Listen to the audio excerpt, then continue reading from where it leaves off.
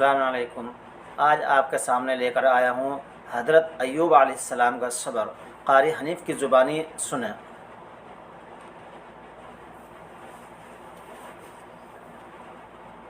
حضرت نوح علیہ السلام کے اگر واقعات قرآن کریم میں دیکھو پڑھ کر خدا کی چھٹتا ہے اور آسانی ہے جاتی ہے کہ انسان ہو کر اتنا بڑا نہ آپ یہ کہ ساری برادری، ساری قوم، ملک اور غیر ہو اور ایک کا نبی ان میں کھو کر ایک دو دن نہیں 50 1000 سال میں بلا ناغہ روز مار گئے اور سارا دن مار کھانے کے بعد شام کو اللہ کی ذات پر فخر نہیں کرتا۔ یہ بھی ایک نبی کی نشانی ہوتی ہے، شام کو یہ نہیں کہتا یا اللہ دیکھ میں نے تیری وجہ سے کتنی مار کھائی، بلکہ ایک علامت یہ ہے نبی کی، سارا دن پتھر کھاتا ہے اور رات کو سر سجدے میں رکھ کے رو کے کہتا الہی تیرے نام کا حق ادا نہ ہو سکا مجھے معاف کر دے۔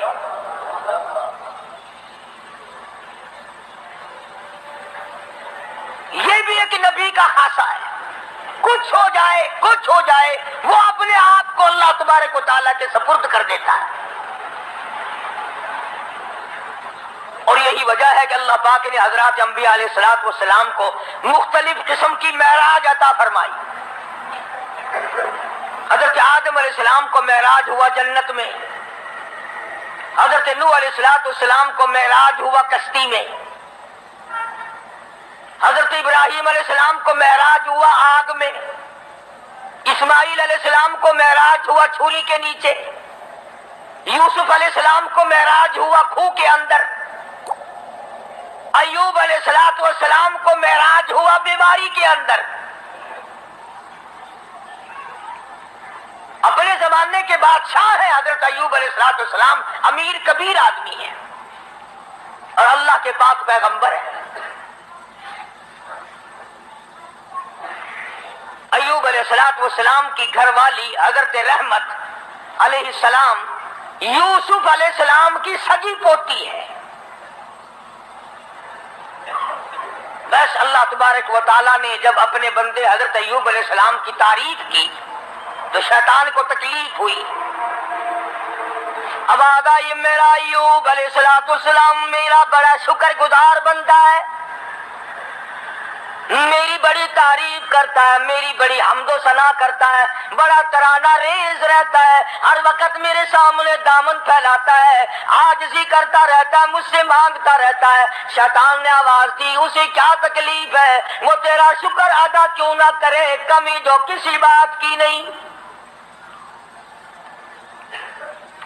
سب کچھ جو تو نے اس کو دے رکھا ہے وہ تجھے یاد نہ کرے تو اور کیا کرے، مزہ تو تب ہے کچھ بھی نہ رہے پھر دیکھوں کیسے یاد کرتا ہے۔ اللہ پاک جل شانہ نے فرما دیا او شیطان ایوب علیہ السلام میرا بندہ ہے، میری بندگی کرتا ہے، میری اطاعت کرتا ہے، میری فرما برداری کرتا ہے، میرے حکم کی تعمیل کرتا ہے، تجھے اس پر کیا تکلیف ہے، وہ ہرگز میرے نام کو نہیں چھوڑ سکتا۔ نہیں چھوڑ سکتا، نہیں چھوڑ سکتا۔ شیطان کہنے لگا اتنی اولاد ہے، اتنی خوبصورت بیوی ہے، خود بڑا حسین ہے، مالدار ہے، اسے کمی کیا ہے؟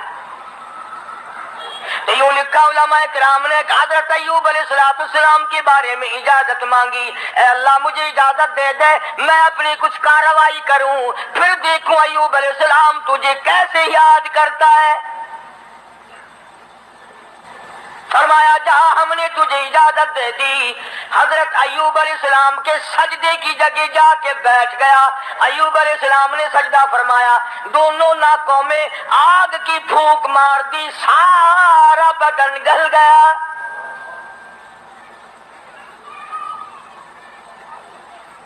پہلے خود زبردست تکلیف میں مبتلا ہو گئے، پھر حضرت ایوب علیہ السلام کے مقام سب کا امتحان ہو رہا ہے۔ अपने ऊपर झेलना बड़ा आसान है, बच्चों को तकलीफ में देखना बड़ा मुश्किल बात है। अपनी आल को, अपनी औलाद, अपना लख्ते जिगर, अपना नूरे नजर कौन देख सकता है? कितना ही बड़ा गुनाहगार हो माँ बाप फिर भी तकलीफ में नहीं देख सकते। हजरत अय्यूब अलैहिस्सलाम को निहायत तकलीफ हुई, सारा खानदान खत्म हो गया, एक बीवी बची, एक। बीमारी तवील होती चली गई, परेशानी के दिन बढ़ते चले गए, सारा बदन गल गया।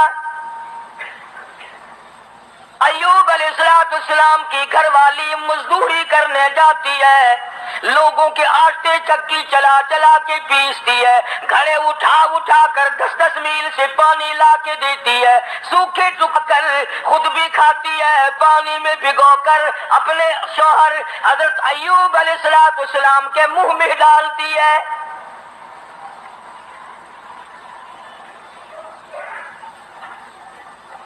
शैतान ने उन घरों में जाके भी बतलाया, इसके खामिन को कोड़ लगा हुआ है, वो कोड़ के मरज में मुब्तला है, ये उसको हाथ लगाती है, उसको खाना खिलाती है, उसको पानी पिलाती है, तुम्हारे बर्तनों को आके हाथ लगाती है, तुम सब कोड़ी हो जाओगे।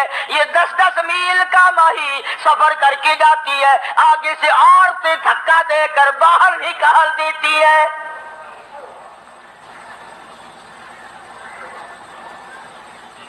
मुफस्सिरीन ने लिखा है कि हजरत अय्यूब अलैहिस्सलाम की घरवाली के हाथों में छाले पड़ गए, लोगों के पानी के मशकीजे और घड़े उठा उठा कर कंधे का चमड़ा उधड़ गया। इस परेशानी के आलम में आती है, जाती है, गुजारा करती है। बस्ती वालों ने कहा, सारी बस्ती में कोड़ फैलाओगे, इसे उठा यहां से बाहर ले जाओ, उठा के कहीं जंगल में मारेगी सारी बस्ती को। पता चला कि ये जो लोगों में एक बात फैली हुई है कि मरज दूसरे को लग जाता है, ये नई बात नहीं, ये पुरानी है। तेरा मरज मुझे लग जाएगा, मेरा मरज तुझे लग जाएगा। अच्छा, बीमारी एक दूसरे को लग जाती है, कहते हैं बीमारी में जरासीम होते हैं, मैं कहता हूं कि जिना के जरासीम नहीं लगते, बदमाशी में कोई जरासीम नहीं, जुल्म में कोई जरासीम नहीं, उठाया जिसको चाहा कत्ल कर दिया, कत्ल करने में कोई जरासीम नहीं, रिश्वत बटोरने में कोई जरासीम नहीं। ये जो लोग हराम खाते हैं, शराब पीते हैं, उसमें कोई जरासीम नहीं। खाते हैं, मैं कहता हूं सूद में सूर नहीं, सिर्फ है, ये सब सूद खा रहा है। में बैठकर 10 कलम दबात ले अपना ही सकते, तुमने कहा मेरा सूद ज्यादा बनता है, नई बात नहीं। शेखुल हदीस हजरत मौलाना मोहम्मद ज़करिया साहब रहमतुल्लाह अलैह ने फज़ाइल में लिखा है कि 4 आने सूद का खाना इतना अजीम गुनाह है, इतना बड़ा गुनाह है, गोया अपनी सगी माँ के साथ 35 मरतबा बदकारी की।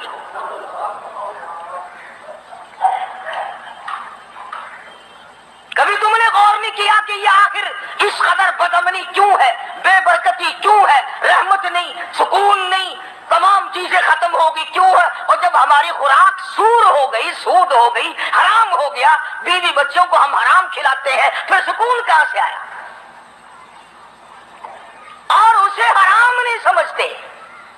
अब एक बात मेरे जहन में आ रही है, तुम्हें बुरी लगेगी। ये लिखे पढ़े लोग कहते हैं कि जी देखो, मकान का किराया उलमा कहते हैं जायज है, दुकान का किराया खाना जायज है, प्लाट का किराया खाना जायज है, जमीन का किराया खाना जायज है, घोड़े पे किराया कमाओ खाना जायज, ऊंट पे भाड़ा किराया कमाओ जायज, लारी पे किराया कमा के खाओ, कार टैक्सी हवाई जहाज में कमा के खाओ जायज। इतनी बात करके फिर मुंह बनाते हैं, कहते हैं देखो ना जी, जब हर चीज का किराया खाना जायज है तो पैसों का किराया खाना गुनाह क्यों है?